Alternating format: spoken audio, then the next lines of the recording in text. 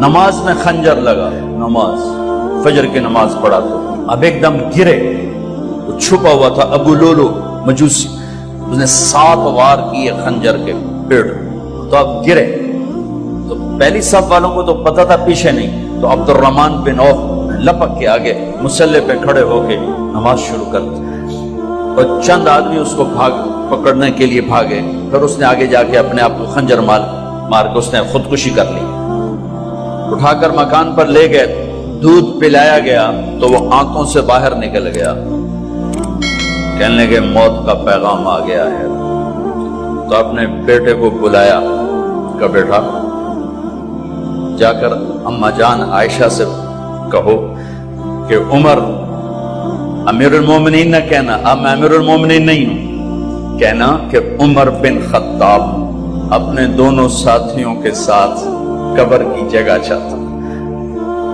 اگر مجھے اجازت مل جائے تو مجھے وہاں دفن کرنا، اگر اجازت نہ ملے تو مجھے عام قبرستان میں دفن کر دینا۔ عبداللہ بن عمر تشریف لے گئے تو اماں عائشہ بیٹھی رو رہی تھی، کہا اماں جان میرا باپ عمر بن خطاب اجازت چاہتا ہے قبر کی اپنے دونوں ساتھیوں کے ساتھ، تو حضرت عائشہ رضی اللہ تعالیٰ عنہا رونے لگی، پہلے بھی رو رہی تھی، کہا عبداللہ یہ جگہ تو میں نے اپنے لیے رکھی ہوئی تھی کہ میں اپنے خامد اور باپ کے ساتھ میں بھی ایک کونے میں سو جاؤں گی، لیکن اگر عمر کی خواہش ہے تو اس جگہ کا عمر مجھ سے زیادہ حقدار۔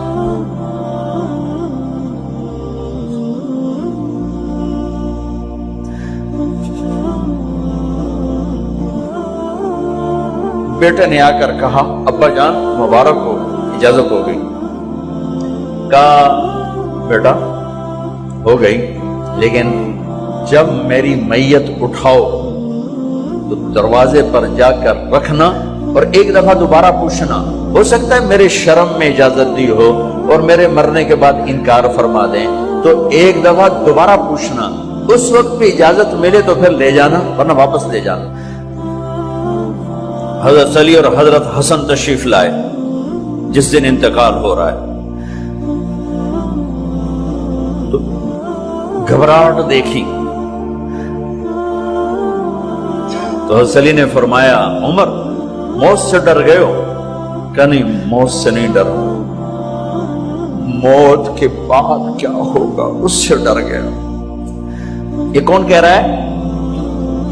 میرے بعد کوئی نبی ہوتا تو عمر ہوتا، یہ وہ کہہ رہا ہے۔ یہ کون کہہ رہا ہے؟ آپ نے کہا آج رات میں جنت میں گیا تھا، میں نے ایک بڑا خوبصورت محل دیکھا، سونے چاندی زمرد یاقوت موتیوں کا، میں نے کہا یہ کس کا ہے؟ تو مجھے کہا گیا کہ آپ کے غلام عمر بن خطاب کا ہے۔ کون کہہ رہے ہیں موت کے بعد جو ہوگا اس سے ڈر رہا ہوں؟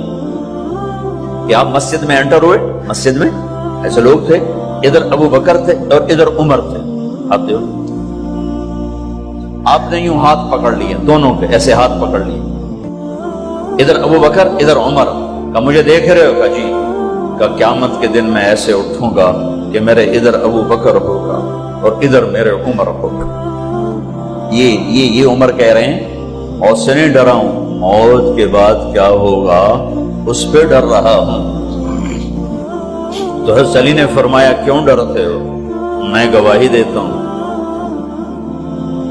میں نے کئی دفعہ اللہ کے محبوب سے سنا کہ جنت کے بڑی عمر کے، ایک تو نا جنت کے نوجوانوں کے سردار وہ تو حسن حسین ہیں، میں نے کتنی دفعہ سنا اللہ کے نبی سے کہ جنت میں بڑی عمر کے لوگوں کے سردار ہیں ابو بکر اور عمر۔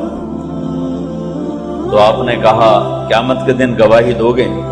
آپ نے کہا، حضرت علی نے کہا میں بھی گواہی دوں گا، میرا بیٹا حسن بھی گواہی دے گا۔ وہ حضرات تشریف لے گئے تو موت کی آہٹ کو محسوس کیا تو بیٹے کی گود میں سر تھا عبداللہ بن عمر کا، بیٹا یہ زمین پہ لٹا، انہوں نے یہاں سے ہٹا کر یہاں سر رکھ دیا۔ وہ حق سنا نہیں کیا کہہ رہا ہوں، زمین پہ ڈال دیں. ان کا جی نہیں چاہ رہا تھا. کیا کہہ رہا ہوں؟ زمین پہ ڈالو. انہیں آگے کر دے، وہ پیچھے اٹھو، اپنا چہرہ مٹی میں یوں رکھ اور مٹی میں منہ ملنے لگے ایسے، اور کہہ رہا ہے ویل ویل لک یا عمر ان لم یغفر لک عمر ان لم یغفر لک ربک. اے عمر، اگر تیرے رب نے آج تجھے معاف نہ کی تو تو ہلاک ہو. ویل لک ولأمک ویل لک ولأمک یا عمر ان لم یغفر لک ربک. عمر، اگر آج تجھے اللہ نے معاف نہ کی تو ہلاک ہو. اتنے بڑے مقام والے 1,24,000 میں ایک آدمی ہے مراد، جسے مانگا گیا ایک آدمی. یا اللہ، عمر دے دے میرے اسلام کی بلندی کے لیے. وہ کہہ رہے ہیں ویل لک یا عمر ان لم یغفر لک ربک.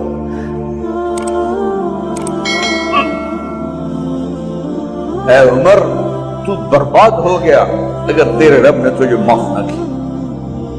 یہ کہتے کہتے کہتے کہتے جان نکل گئی. صہیب رضی اللہ عنہ نے آپ نے وصیت فرمائی تھی میرا جنازہ صہیب پڑھائے. رومی جنازہ پڑھایا گیا، کندھوں پہ اٹھایا گیا، اور آ کر اماں جان عائشہ رضی اللہ عنہ کے دروازے پر عبداللہ بن عمر، باقی تو کوئی پتہ نہیں تھا کسی کو، گوے ٹھہر جاؤ، جنازہ یہاں رکھ دو. پھر آگے بڑھے، دستک دی، اماں جان میرا باپ عمر بن خطاب دروازے پہ پہنچ چکا ہے، اندر آنے کی اجازت ہے. تو اماں جان عائشہ نے فرمایا مرحبا بعمر. ہم عمر کو خوش آمدید کہتے اور باہر تشریف لے گئی. وہیں حجرہ مبارک میں قبر کھودی گئی.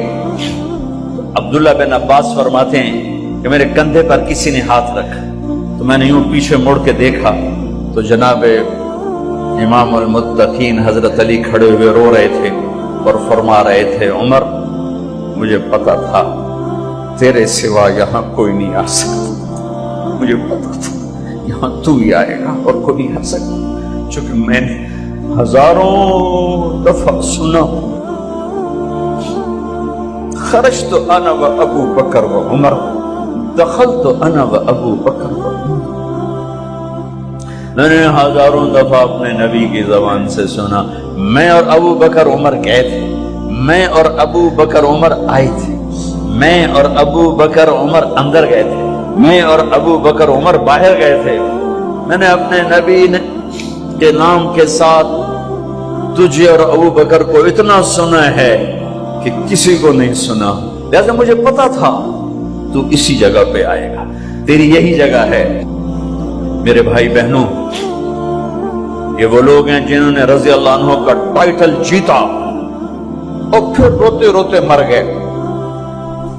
مجھے کیا خبر کیا ہونے والی، اب کو کیا خبر کیا ہونے والی. بے شک میرا رب رحیم ہے، اس کے رحم کے تو فعلی کام بنے گا. کیڑیاں تقریراں تے کیڑے علم، کیڑیاں نمازاں تے کیڑیاں تجدہ، کم تو اس کی رحمت پر بنے گا، پر یہ اعمال اس کی رحمت کو لینے کا راستہ ہے.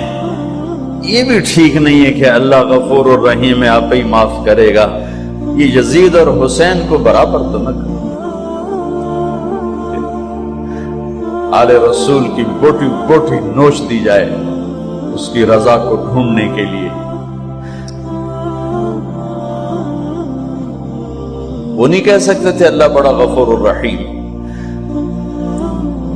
اس لیے بھائی بہنوں، معاملہ بے شک اللہ کی ذات سے ہے، بڑا کریم ہے، آنسو دیکھنا چاہتا ہے، ندامت دیکھنا چاہتا ہے. کون ہے جس سے گناہ نہیں ہوتا؟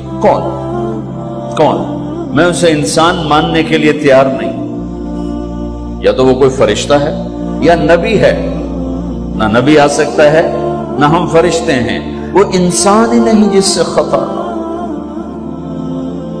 لہذا میں اپنے رب کی قدرت پہ قربان جاؤں، رحمت پہ قربان جاؤں کہ اس نے توبہ کے لیے نہ عمر کی قید نہ عدد کی قید. ابھی تو 60 سال کا ہو گیا ہے، 70 سال کا ہو گیا، اب تیری کوئی توبہ نہیں، آخری سانس میں آ جا قبول ہے.